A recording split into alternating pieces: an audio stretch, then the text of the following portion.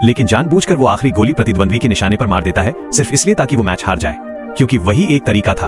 उसका नाम था आर्या मल्होत्रा। उसे रोकने के लिए एक माफिया डॉन ने तो अपना पूरा साम्राज्य तक सौंपने की पेशकश कर दी, लेकिन आर्या ने साफ मना कर दिया, क्योंकि उसे भारत लौटना था। उसे अपने पिता की हत्या का बदला लेना था और अपनी माँ की कंपनी वापस छीननी थी। भारत लौटते ही आर्या ने अपनी सौतेली बहन की टांगे तोड़वा दी, क्योंकि उसी सौतेली माँ और बेटी ने मिलकर उसके पिता को मरवाया था, कंपनी हड़प ली थी और आर्या को अपाहिज बनाकर विदेश फेंक दिया था।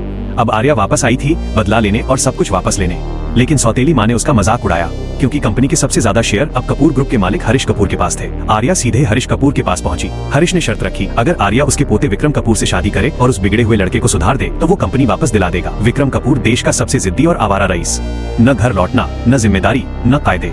उसे लगा था कि दादा कोई अजीब सी लड़की पकड़ लाएंगे, लेकिन जैसे ही उसने आर्या को देखा वो उसकी खूबसूरती पर फिदा हो गया। आर्या ने बिना देर किए कहा, चलो अभी शादी करते हैं। शादी तो हो गई, लेकिन विक्रम ने 3 नियम रख दिए। तीसरा नियम सबसे चौंकाने वाला था, तुम मुझसे कोई शारीरिक संपर्क नहीं करोगी। आर्या मुस्कुराई और अगली ही सेकंड कार का दरवाजा खोलकर सीधे उसकी गोद में बैठ गई। हम शादीशुदा हैं, मैं नियम तोड़ूं तो तुम क्या कर लोगे? अब आर्या ने भी नियम बना दिए, रात को घर आना होगा, उसके सामने सिगरेट नहीं, किसी और औरत को हाथ नहीं लगाना, वरना तुम्हें डुबो दूंगी। विक्रम को धमकियों से डर नहीं लगता था। पहले ही दिन उसने नौकरों से कहकर आर्या पर ठंडा पानी फिंकवाया, लेकिन आर्या ने 800 किलो का लोहे का गेट एक ही लात में तोड़ दिया। रात को जब विक्रम बाहर पार्टी कर रहा था, आर्या 2 मीटर की तलवार लेकर सीधे केटीवी पहुंच गई। बोतल हवा में कट गई, लोग घुटनों पर आ गए। फिर दोनों शूटिंग रेंज पहुंचे। शर्त लगी, जो हारा वो नंगा होकर दौड़ेगा।